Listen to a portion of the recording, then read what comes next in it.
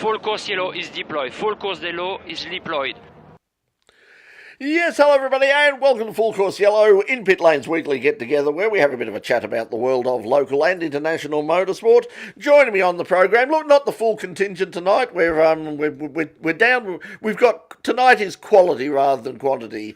Joining me on the show tonight, we've got once I bring them up on the screen, we've got Peter Johnson and Richard Outram. G'day guys, how are we?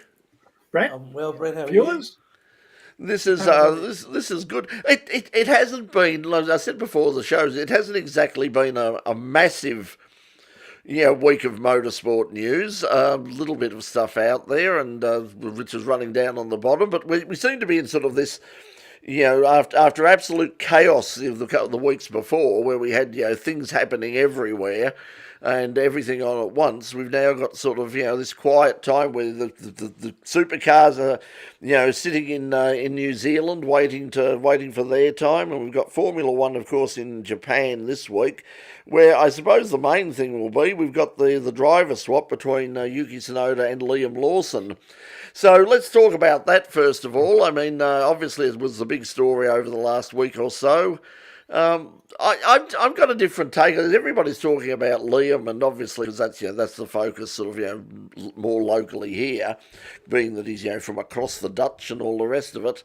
But I'm just thinking, Yuki Tsunoda is under so much pressure this week, and so far he seems to be the sort of person who can handle it, and he seems to be very, very confident. And in terms of going there, he said in his most recent comment with a Japanese newspaper that yes, the car is tricky, but it's nothing I can't handle. So he's very confident that he's going to make this work. But you'd have to think that with the eyes of an entire nation upon him in his home Grand Prix, in his big breakthrough, they're actually going to run a new livery on the car this week. They're paying tribute to Honda, because this is, of course, the last year of Honda's involvement with Red Bull. So they will have they're running the white and red livery of the Honda racing team back in the 1960s, and so that'll be another reason that they'll be very, very prominent and very popular with the Suzuka crowd, the very knowledgeable Suzuka crowd. So I don't know, Pete. I mean, what do you think? How do you think Yuki will go this weekend? Do you think he can handle the pressure?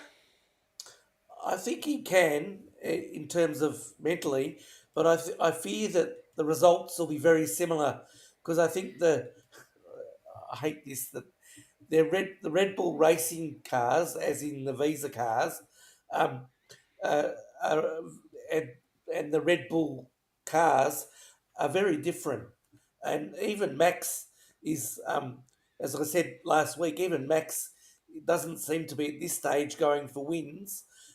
He seems to be going for more consistency and collecting points. So I think the results will be very similar, and it'll be probably 30% Yuki's fault, and the rest of the percent um, the car.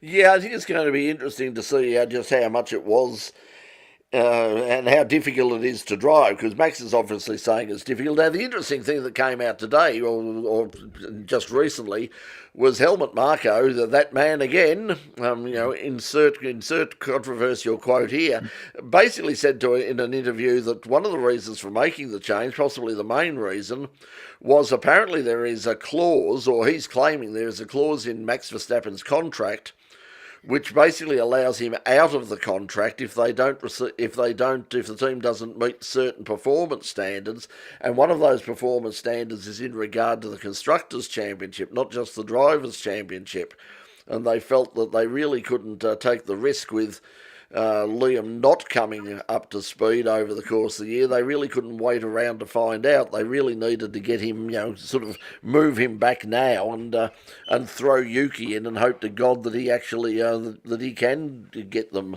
more points. Um, and and and consequently, when Liam does go back to Red Bull Racing, his results will be he'll be I reckon he'll finish in the top 10, because, like I say, they're very different cars. They seem to be very different cars. One seems to be easier than the other. Yeah, it'll be interesting to see. The next thing is, of course, for Liam is how he's going to go with the new boy on the block, Isaac Hadjar, because he's he's done very well, I think, particularly in the last one. He had he crashed at Albert Park, but up until then he was going very well, and he went very well in China as well. Yeah. So it'll be interesting now that Liam's gone back there, and Liam can't say, well, he could probably say, I'm not used to this particular car, but you wouldn't think that it's a huge change from last year. Yeah. So let's see how he goes because now he's got to compete with Isaac, and if Isaac turns out consistently faster than him, it might be a short stay in Formula One for Liam. Yeah. Remember that Hadjar's going through the tunnel in Formula 2 at Monza, at Monaco? Monaco, yeah. Monaco, and in the last second he sees a parked car on the inside under the tunnel and misses it. In fact, it was mentioned last week as well. I mean, that was amazing. How there weren't two destroyed cars filling the whole tunnel, I don't know, but it was a great piece of reaction time. Yeah, he's certainly got. They've certainly got big raps on him. The interesting thing is, you'd have to wonder how sort of Will Brown and Brock Feeney are feeling, because they, of course, raced against Isaac in New Zealand earlier in the year, and they both comfortably beat him on most occasions. Isaac did dominate for a few, but in the New Zealand Grand Prix, both Brock did very well in qualifying. And Will won the race, and from start to finish, from pole position. So Isaac, I think, finished back in fourth, I think, from memory. But but they were even saying then. I mean, I think he eventually got up to third. That's right, because I saw the interview with him where they were saying, where the interviewer was saying, we're looking forward to seeing you in Formula One this year. So. Yeah, so great bragging rights for Will Brown and Brock Feeney, and once again shows the sort of talent that is at the supercar level. For all you might knock the thing, you can't say that you can't say that the quality of driving isn't first class, and that's been shown a million times when they do get the chance to go overseas and do something, whether it's Shane in NASCAR or Chaz Mostert in GTs, and they've done very well. Yeah, and I was going to also say, I'm a bit of rap for Yuki because he's had more. Whoops, and there you go. Oh, looks like they've got the. What? Oh, there we go. He's back. He's back again. Richard is back again. Are you there, Richard? I am here. I didn't know I disappeared. It looks like the forces of evil have conspired to. I think we got as far as that you were a fan of Yuki, and that's about as far as we got. I am. I think he's had more stuff thrown at him than the RAF in 1940. He's had so many. They've constantly depicting his demise. He'll be gone next week. He'll be gone, but he's still there. Not only is he still there, he's going up to the top team. So, I think he needs to be congratulated on that. Even if they're having to put a lot of weight underneath the seat to meet minimum weight standards. The interesting thing that they're going to have to, if he actually does really, really well, it makes a problem for them next year because when Honda are no longer a part of that team, because Yuki is only there, in Red Bull in general, because of the Honda deal, and he's very much Honda's boy. But in terms of where he goes, it's whether Red Bull would want to keep him when they move to Ford, or whether Honda want to keep him, and then could he possibly go to Aston Martin, and then what happens with Fernando or Lance Stroll? I mean, you wouldn't think that they're going to get rid of Lance. I mean, and Fernando has got from what I hear, has got an ironclad contract. Would take a lot of money to buy him out, but. Yeah, it'd be interesting. What the hell do they do with him at the end of the year if he gets up and ends up finishing, fourth or fifth in the drivers' championship, perhaps even wins a race or something along the way? What do they do with him? They can't just say, okay, well, we don't have a spot for you anymore. Well, I thought, as I keep saying, like a broken record, I thought that already it had been decided that when Honda goes to Aston Martin, they're taking Yuki with them. And then I hear today, I think, a rumor that with those clauses in Max's contract, that he'll go to Aston Martin. He could potentially go to Aston Martin. So I don't know now. Yeah, well, that'll be interesting because I think you think the Mercedes. I mean, Toto Wolff has already said that basically he doesn't see. He's very happy with the team he's got now. Already they're happy with Antonelli.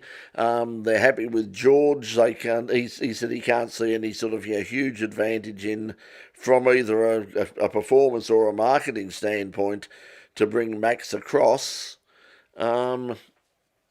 So Max might get to the end of the year, even if he is really angry and wants to go. I mean, unless unless Ferrari want to get him along as well, he could drive alongside Lewis. That'd be fun. Yeah, that'd be great. Wouldn't want to miss that one, would you?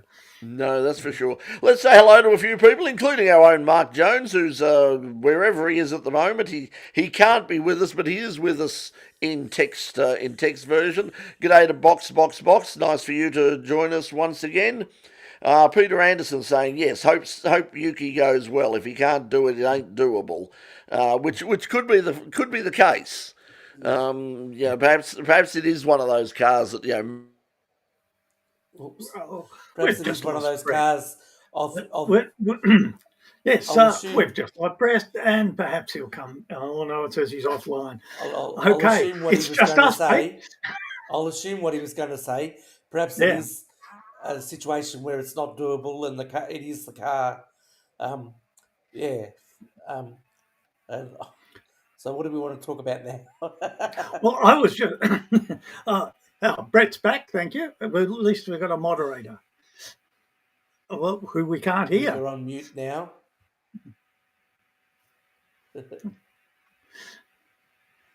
Sorry. I was just going to say, what happens? I'm really disappointed. Liam Lawson, I was going to claim as an Australian, but if he's not being successful, we can't do the Russell Crowe on him, can we? We'll try, and he has raced in Australia in TCR. Yeah, that's what I was going to say. So naturally, we could say we had 3 Australians, but it's a bit rough when he's not winning, particularly in a Red Bull. Well, I'd forgotten. I'd forgotten that we'd actually that he had raced in Australia. I mean, he raced in Formula 1. I'd forgotten that we'd actually interviewed him. We interviewed him down at Phillip Island after he won a Formula 4 race down there. Because I remember Rob James from was down with Motorsport Australia, used to be with the show, and from Box of Neutrals, organised the interview for us. So I'd forgotten that we had actually spoken to Liam, but he was like about 15 or something at the time, so he was very young then. But I hope he does well. He's done very, very well in pretty much everywhere, without sort of being an absolute super duper star sort of. It's But apart from that, we got there. I'm now going to try again what I did there, because every time I bring up I get a message that says, "Warning: permissions have been changed on your computer. Please So if I drop out again when I bring up these messages from people, keep the show going, guys. So there we go. Let's try that. From Jared saying, "You go, Jared. How are you? Ricardo tested makes sense since RB form doesn't relate to Red Bull." Yeah, Daniel won't be back, and I've heard this from somebody very closely connected with Daniel, told someone very closely connected with the sport, who told me just recently actually that Daniel has really at this stage has basically put a line through his Formula One career and possibly through his motorsport career. He's very happy doing what he's doing at the moment, in which is basically swanning around the world, having fun and spending his money, and just relaxing there. And, if he does come back, it will probably be in the media and it'll be sort of, on his own terms there. But he doesn't, apparently at this stage, he's got no mad desire to get back behind the wheel of a car. Because you can't keep toying with him. You can't say, "Come back, Daniel." Oh, Go actually, away, come it back. isn't working. Go again. Actually, Daniel, come back again. Red Bull will look stupid, and it's toying with people. You can't do that. Yeah, I think the thing is, that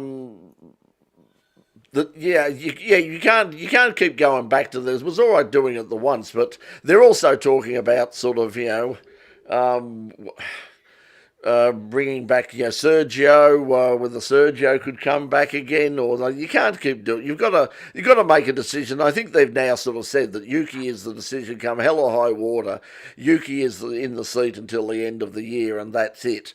And if he can't, as was said before, if Yuki can't do it, then basically no one can. Um, I agree. Yuki's been doing it for so long, and he's consistent. Yeah, yeah. Paul saying, sure they aren't accidentally swapping the Red Bull for the Racing Bull's car using the white colour change to hide it. It's not a bad idea actually. The cars look so similar. Just look. Perhaps if we just paint them the same, no one will know. And that's why I'm not looking forward to it, watching it, because or is that a Red Bull? No, it's red. It's Unless RB you turn up in Racing. the pits with a tape measure. Yeah, that's it. Now Richard is dry. I know Richard is back again. Now we're having one of those nights. Mark's saying that. Oh, hang on, that's just the wrong one. I'll bring that one back up later, Mark. Tsunoda obviously not a long-term project. Yeah, so it'll be interesting to see. Like that's going to be the next thing. I mean, who will replace Yuki at Red Bull? Like if he does go to Aston Martin, if Honda take him along, who replaces him? Because I Well, think that was the other thing they sort of said in terms of of one of the reasons that they originally picked Liam was they were looking long term. They said, well, we'll set him up and we'll give him a year, and then sort of he's there long term. He's at the right age, 11. By the time Max decides to give it away, he can Liam will be ready to step in. Now it could sort of still happen that way. I mean, if Liam turns around and has a blinder of a year in the rest of the year in the RB, and they start realise that hang on, it must be the car, and they can find a way of making it good again. But when you think about next year, they're going to have new regulations, new engine, no Adrian Newey, and that's they the already big thing don't that have they're this missing. year. He was already stopped from working on this year's car last year.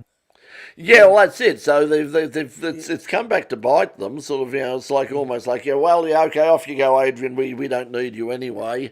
But perhaps, surprise, surprise. Perhaps they do need him. Perhaps he contributed more than some of them were prepared admit, to mention. Mark is saying Alonso's recreated the driver issue at Aston Martin that he had at Alpine, which saw Piastri leave for McLaren. Yeah, that's going to be. And does he, if he stays around, and there's a choice between Lance and Tsunoda, and you'd have to think that in that case that Lance is going to get the gig because Daddy owns the team. But although how much of the team he owns, Aston Martin have announced today that they're going to sell out for him. So it'll be Aston. It'll still going to be called Aston Martin, but it'll but the be Aston name Martin, the only. actual Aston Martin company, will not have really anything to do with it, which is interesting when you consider that the Aston Martin company very much does have something to do with the Valkyrie program and Le Mans. So I think they've basically decided that perhaps Formula One. Perhaps they should, in terms of sporting stuff, that they might perhaps concentrate on sports car racing a bit, and raise a bit of money by selling the car, because it's a good market at the moment. If you want to sell a Formula One team, they're very, very, very popular. Well, probably a good time to get in before America gets more, as popular as dysentery on a coach trip. The whole American thing could be turning very sour. there's a lot of people are pretty pissed out there, that's for sure. Yeah, Mad Cow Mark. G'day, Mark. How are you? Saying that if you go back to last year's, Liam Lawson was overrated. Yeah, I mean, you didn't rate him, so a lot of people did, but he's been very, he has obviously been very disappointing. I mean, I think that, like even like Mark Webber sort of put the boots in a little bit too in his podcast with David Coulthard, where he sort of said, look, it was just, he said it wasn't just the fact, it wasn't just the results, it was the way he was driving and the fact that he was basically saying, I don't know what to do. That it wasn't a good look by saying, look, I can't get the tyres up to temperature. I don't know what to do. I just can't get the speed out of this car. Yeah, they knew it was a tricky car, but they were hoping that Liam would say, okay, well, I'm just going to have to drive through it and find a way of making this thing work. And he didn't or couldn't. And that in the finish, that was the sort of excuses they were the sort of excuses that Daniel was coming up with when he was in the RB, and I can't get it to work. The tyres aren't coming up. Yeah, that's it. It's like that's the problem. That's certainly the problem that he was sort of pointing out to anybody who would listen. That car didn't suit him, and yet when he went back and he tested the Red Bull, he was very quick. To the point where, and he said, no, this car suits me a lot better. So he was actually quite, comfortable with the fact that it was, the way it was. So he was a bit more like Max in the way it was set up, that he was, he was a bit more comfortable with it. But and that's when they should have said, we'll bring Daniel back. I don't mean to sound parochial, but that's when they should have said, it's Daniel, we're bringing him back to the team. Yeah, Mark say,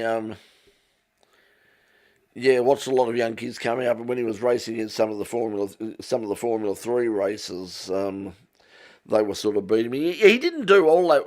I think the thing that sort of it was consistency that got him through, and I think that one of the things that that impressed, and perhaps this is his future, is he did that year in DTM in the Red Bull Ferrari in GT3 in DTM, and did surprisingly well there. And I know that sort of Christian Horner was saying he's really impressed us with the way he's adapted to that style of racing, and he's really sort of he's learned a lot about sort of racing at close quarters and being more aggressive and that sort of thing. So perhaps that is. I'm sure you'll find a drive in something somewhere, but whether it's going to be in Formula One will be another thing, because I think if he loses this drive at the end of the year. It's not as if he could say, "Oh well, I'll just take Daddy's money somewhere else," because he doesn't have Daddy. He's got he had the Gill Trip money. He's got some of Tony Quinn's money, but even Tony Quinn basically said no. He just he needs to go back and sort things out in the other car and somewhere where he's a bit more comfortable, because this was pretty obvious it wasn't going to work out for him. But anyway, so that's there. This is what as Mark is saying. He was excellent in DTM. Beat Albon and only lost the title after being punted off the track. So he did very well. So that's possibly a future for him. Now let's face it. It's a downgrade to say that you're going to go into sports car racing in some respect, because Formula One is the pinnacle. But it's not much of a downgrade when you consider how incredibly popular and how much growth there is in sports car racing at the moment. More and more manufacturers on the way. Ford are obviously coming. Ford have announced they're coming back. McLaren are sort of everybody's saying that announcement will probably be made at Le Mans this year, and people like John Hindhaugh and Graham Goodwood, people who should know, are saying there might be one or two other major manufacturers that are having a very, very close look at racing at Le Mans, because basically everybody else is there, and it's like, well, if everyone else is there, I suppose we should be there as well. But anyway, What else have we got? As I said, really not a lot there. The supercars heading off to there. I'll just go down because now talk about drivers who are sort of underrated. Matthew Brabham. He won the Trans Am race. He was like the super sub at Road Atlanta in the Trans Am thing. And Paul Tracy won in the IRC car, the Mark car. He's a big rap for those. I think he's involved actually in importing them into North America, but he's certainly driving them over there. And he's saying, look, these are a fantastic car. Make a lot of sense economically and just great fun to drive. So he raced in the XGT category at Sebring. But Matthew Brabham, every time he hops into something, he seems to do really, really well, but he just can't get that break to get like a full-time drive somewhere. Well, depends on how much money you got in your back pocket. If you can bring a good sponsor. Well, that's the thing now. I mean, there was someone just recently said that like in karting at the moment in Australia, there are some kids that like they're spending like $250,000 a year apparently to go racing because Daddy wants them to be the next Formula One superstar, and it's like whatever you need, right? We need a new kart, we need a new engine, we need new tyres. We just spend. Money's no object. Oh, was that a? Sorry, Pete. There are plenty. I just Mark's put up something, and I did see it where some containers labelled Tickford and 888 were in water, and they said they'd fallen off. And I fell for it. It is of course April the 1st. I hate this because you get all of these silly stories, and it's like and you have a look. The only one that sort of made me go, oh, hang on a second, that could actually work. And I think they might have created a rod for their own back now. I think this is one of Mark Walker's the things was for the Trans Am series to race on the dirt. A la sort of, as NASCAR have done. And the problem is, like, people like Nathan Hearn and all of the Elliot Barber and all of the drivers are going, yes, yes, definitely. I know it's an April Fool's Day joke, but let's make this happen. What a great idea. And I thought, when I looked at it, I got, oh, no, it's April Fool's. It'll be an April Fool's Day joke. Yeah. But first look at it was like, yeah, well, why not? I mean, they make NASCAR's work on the play, so why the hell not? Yeah. Now, that would be interesting. Yeah, Gerald said the Ford joined DTM. Ricardo in Red Bull GT car would be interesting, but that's once again Liam Lawson in a Red Bull car would be interesting too. Interesting wine sponsorship. I'm not sure how they would feel about that. Yeah, Oliver go to whatever. I can't. Never there was a great junior. He was the one who just pipped Hugh Barter in the French Championship, and he would he looked, and he had money. Obviously, he's like his dad's involved in. I think owns the Gulf Oil. He's got plenty of money, and he looked like he was going to be the next big thing, but he just got up to the sort of the level below and just, I think, ran out of talent. But looked $1 million for a while there. Oh, a happy birthday to Mad Mark on his there. What a terrible April Fool's Day, and it's your birthday. It's my birthday day. No, it's not. No. Get on with you. That's it. Just so in terms of other news, now I don't know whether this is an April Fool's Day joke or whether, but it was apparently got a run on Channel 9 News tonight. Is that for the next 2 years, because of things like that NFL match that's coming here and a couple of other, and the 150th anniversary of Test cricket at the MCG, that the AFL season is going to be delayed, which is going to put the grand final day the same weekend as Bathurst. Is it a problem? Yes. I don't. Um, I don't think it necessarily is because, as Eddie Maguire said, it's daylight saving then, and so that could maybe push it to a twilight evening grand final. The only problem I see is that Bathurst is the only race that isn't time certain.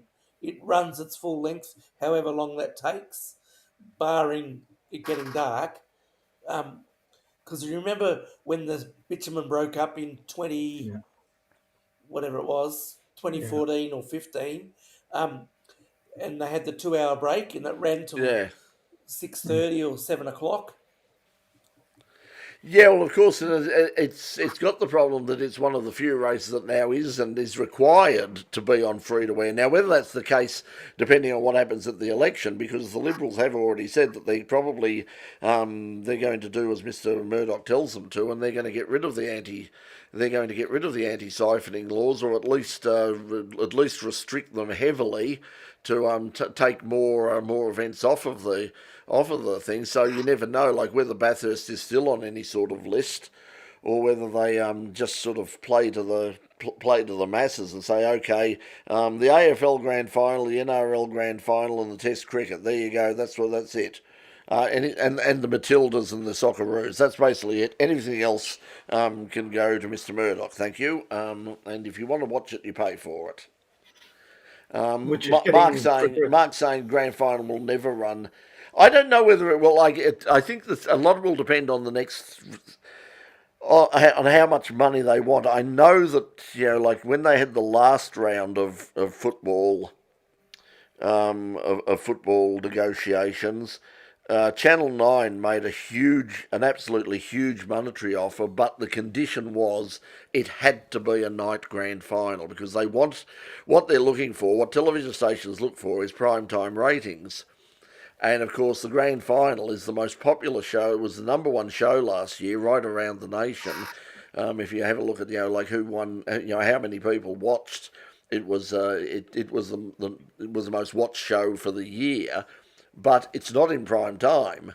It's on of a Saturday afternoon, and that messes things in terms of the money that the television companies could make to get back some of that huge investment would be very much increased if they could run, if the thing sort of kicked off at 7 o'clock or 7:30, if they could come straight out of the news and straight to the MCG for all of the pre-ceremonies, and then sort of afterwards, in the dark with the fireworks going off and all the rest of the concert, they could get a hell of a big night of entertainment out there.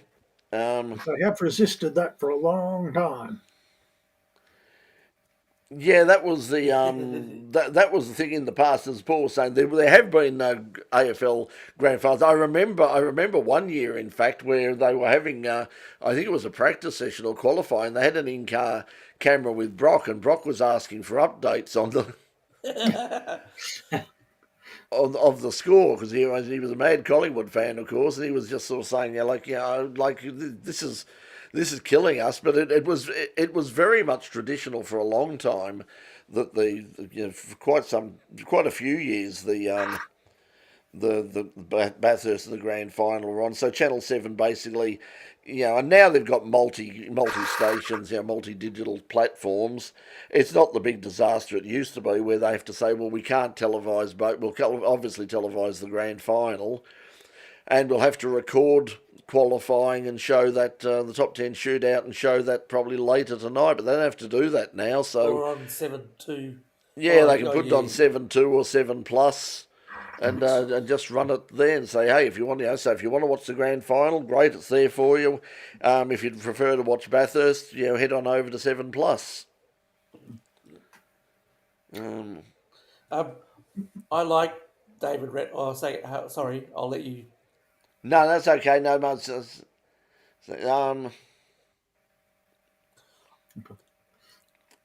the problem with the grand final October is the Vic State public holiday on the Friday, too close to the Melbourne Cup public holiday. I don't think that'll worry them. I mean, it's it was a fake sort of public holiday anyway. And once again, it's another one that the Liberals have said that they will probably get rid of. They certainly went into the last election saying that it would be gone because they said that it was a big blow to business and all the rest of it, and it was unnecessary. And so whether they actually keep, if there is a change of government at some stage, whether they when there is a state election, I think the state election can hold off until next year. But yeah, so if it does, there might not be a state holiday, and because it is the grand final eve holiday. They can just change it. They say, okay, well, the date of the grand final has changed, so the date of the holiday will change as well. That's not going to be not going to be a problem. You were going to say something about the David Reynolds comment, were you Pete? Yeah. I like David Reynolds, but I think that comment smacks of where they are in the championship and where they've been on track. Because if the cars are so fragile, how were Cameron Waters and Brock Feeney or Will Brown able to race in the way that they did in Sydney? So I don't think they're that fragile, really. Yeah, I think they're more fragile than they should be. I mean, the thing is, watching the Trans Am to Tasmania, they were banging and crashing into each other left, right, and even when they had really big accidents, they could usually fix them because of their simplicity. They could get them fixed pretty quickly and get them back up and racing in a reasonable form, in pretty record time. Whereas because of the sophistication of the supercars, they're a little bit harder. Yeah, it's interesting. If they want to do, like have the boys have added attitude, then at some stage, they've got to, the cars are going to, and they're not steel bodied anymore. They're just, they're carbon fibre and lightweight, and they're, just banging into each other. So, yeah, I don't know. I think it's an interesting comment though. But David. He was sort of saying they're too fragile to race hard. And if that's the case, how were Cameron Waters and Brock Feeney and Will Brown able to race so hard? Yeah, I think so. As Mark's saying, the Trans Am cars are very close to speedway cars, and that's why putting them on the dirt would have made entire sense because they are very simple, straightforward cars, and I don't think it would be too much to make them actually suitable to for a one-off on a. Perhaps there's that track down on the South Australian border, the new one that's opened, which is quite a large track with quite a bit of banking on it.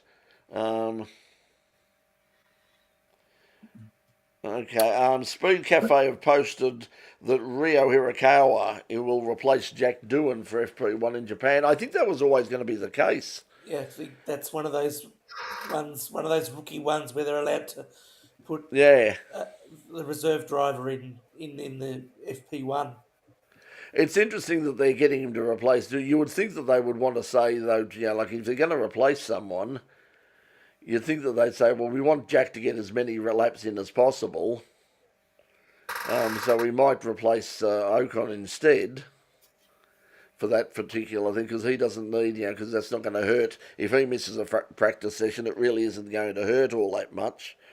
Whereas for Jack to miss one, but obviously, you can see why they'd want Hirakawa in there. He comes with a lot of, sort of big raps on him as well. That a lot of people are saying that he's, a lot of the Japanese media are saying that they think he's a better driver than Yuki is, and they think that if given the opportunity, he would be more successful. Yes, but that's interesting. That'll be another interesting thing on FP1 then, if Yuki's in FP1 and Ryo Hirakawa is in at the same time. That'll be interesting. Yes, and see how they go. I mean, you would have to think that Yuki would at least have the edge in that case, but it could be once again a little embarrassing that there it's like as Mark's saying, he's the Toyota hypercar driver, and he is very, very fast. He's had some really impressive stints in a The whole Japanese would go range of crazy after places. that. Oh God, yes, yeah. I mean, Yeah, because they love Formula, they love their Formula One, and they absolutely love any Japanese involvement in Formula One. And it's real. I remember with Takuma Sato, it was it was pop star, pop idol sort of stuff. And for so to have a couple of Japanese drivers in FP1, that'll probably get some people in and watching. Um, I do recall so. down at. I do Lee, you recall saying just down at. arrived back from Oh, Bangkok. I hope you weren't there during the earthquake. no. That was very scary. I've got a couple of our in pit lane family over there, and Numpark thankfully okay. Haven't heard from Pavita at this stage, but she hasn't posted on Facebook for a long time, so it's not surprising she hasn't posted. She hasn't posted anything, but Pavita, if you happen to be watching, let us know that you're okay, because it was obviously an absolutely huge event, and amazing pictures coming out of there as well. It was Tolma border town, not big enough for TA2. Oh, Warrnambool or the Motorplex. The wide open space, the old Bacchus Marsh Speedway. Perhaps. Speaking of the Bacchus Marsh Speedway, here's a segue. When at the Rob Roy revival on the weekend, and caught up with Tony Morrissey, well-known commentator from right across Melbourne, and Tony and I actually did the opening of the Bacchus Marsh Speedway for Optus Vision. We went out there and did there, along with I think Brett Swanson was on commentary, and I hosted it, and I think then Tony was doing pit lane stuff, I think. Tony reminded me. Unfortunately, he has had a bad run of health at the moment with prostate cancer, and that's unfortunately spread. But he was out there, and he was very happy to be there and meet up with people. Although he's he's having a bit of trouble getting around on a stick and all that now. But he was going to. I said to him that we'd get him on one night get a few of his old stories, and also talk. He's an ambassador for prostate cancer, and once again, a really, really important thing to every guy out there. Basically, once you turn, sort of 45, just make sure once a year you go and have your PSA test, because if they get it early enough, it's not the problem it used to be. They can get in and treat it very, very successfully now. But unfortunately, in some cases, if you don't catch it in time and it does spread, as it apparently has done in Tony's case, then it obviously is far more serious. So, it's like it's a pain, this getting old stuff. I must say, is going through my own stuff at the moment. It's not fun. Okay, let's. Do we have anything else, or can we pull the plug on this a bit early? Because I think that. I think that's it. About unless you've got any other news, guys. Nothing really relevant. No. No, as I said, it's been Pete. Only that I was reading something today, and I don't know. You know more about WEC than I do, but Hyundai are talking about bringing in a car, but having robots as the pit crew, which really concerns me. Generally, I wouldn't want robots in motorsport. I think that may I've been had again. Yeah. Yeah. Well, released today, was it? Yes. I think I've been had again. Yes, I think that might be the case. I saw the thing, and so I didn't actually go through and read it. I thought I'll catch up with that after. But yeah, of course, Genesis, coming in next year into the World Endurance Championship, and they're running in the European Le Mans Series. Which starts very soon. I don't know, Mark, is it this week or the week after it? I know it's just around the corner, the prologue at least. Very good fields. Oh, speaking of good fields, that's what's happening this weekend. I nearly forgot about it completely.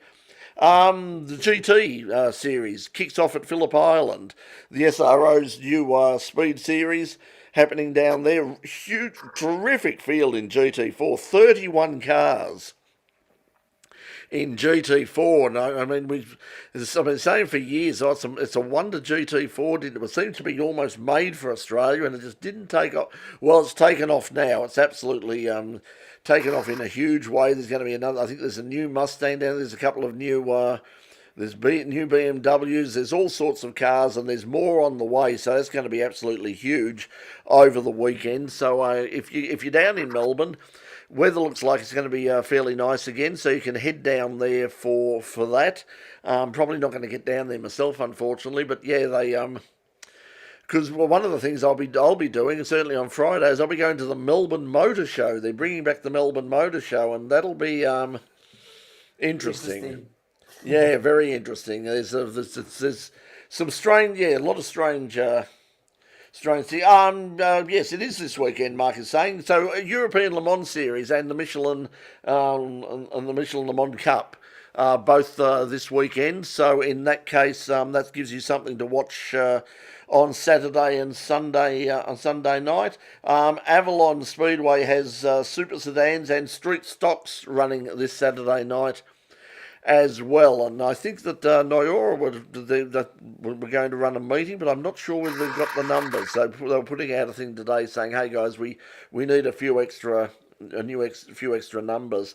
Calder Park State Series was on the weekend. Richard, did you watch any of it at all? No, no, I was actually pulling the motor out of my own car to hopefully get back on the track again. Yeah, I did. I saw little bits and pieces on Saturday, and as I said on Sunday, we were up at Rob Roy. So that was. Yeah, and there weren't many XLs there anyway. So there weren't many of them. There were low counts in a lot of categories. Sports sedans. I really thought when they went back to Calder, for the first time, I thought this will be a huge turnout. There'll be so many people who'll want to race at Calder again. But apparently not. The Formula Fords didn't want to race there at all. The state Formula Fords, they didn't run. Formula V ran there and had reasonable figures. I think that improved production had okay sort of figures they usually do, but the rest sports sedans were down. I think pretty much everything was down in terms of numbers. So I got injured the last time. So I'm only just going to get back into the seat soon. Yes, well, that's it. So how far are you away from getting behind the wheel again? Probably as soon as the motor turns up, I'll enter somewhere. That's providing I can get my license and I'm physically fit. Yeah, let's all hope. Yeah, well, that's the thing. It's like as you get on, it's waiting for for tests and all the rest of it. I had more attempts, to get blood out of me than they actually did get. Eventually they did get blood out of me, but I got bruises everywhere from the bloody various attempts to try and find a vein on me. I went to 3 different places, and eventually I found someone who got some blood from the back of my hand there. That hurts, that one. Yeah, well, I'm sort of used to it now, because that's about the only place that they ever do find a bloody vein. But now it's just the waiting for the results, and that's the tense bit. Okay, just let you know that if you're here in Melbourne, that coming up on Good Friday, April the 11th, on Channel 31, our new show, the music show, The Tune Up begins. Did our first show in the studio last week, and with the band the Kitty Hawks, went very, very well. As Boc's saying, yes, hoping for a good showing from Yuki. Yes, and also we did sort of before the show with the prophecy about accidents at air shows, and unfortunately on the Friday it did happen. Thankfully, it wasn't worse than it could have been even worse. But as I said, I certainly wouldn't go. They freaked me out, those things, and as soon as I heard it, I went, oh damn! We were talking about that the other night. But hopefully the pilot makes a recovery. Still in in a serious condition. I believe that our speaking people in hospital, our mate Ernie Nagamatsu from America, the historic racer, is out of ECU now and continuing his recovery. So to Ernie and Elaine, hope you guys are okay. Yes, and as Paul's saying, he's got a long road towards the recovery, because obviously, I mean, you don't crash aeroplanes and get away with it with a couple of scratches. So they'd be fairly horrific injuries, I would imagine. Okay, everybody, we might pull the plug on it there. Thanks for joining us this week. Hopefully, we'll have a bit more. Hopefully, we've got more about to talk about next week on the program. We'll certainly have the Japanese Grand Prix. We'll have European Le Mans Series. So we'll go from there, and hopefully next week Mark will be able to join us once again. I think daylight saving ends this week too, so we'll be back on the same time frame again, which will help out considerably there. And also we'll see if Doc joins us again next week as well. Oh, I'm yawning. Okay, everybody. It's been a big few days. We'll catch up with everybody. Next week. Yes, Mark's saying woo. So and with that woo, we will say goodbye from Full Course Yellow. Thanks for joining us, everybody, and I hope to see you again next week. It's been fun. See you later, everybody. Good night. Bye.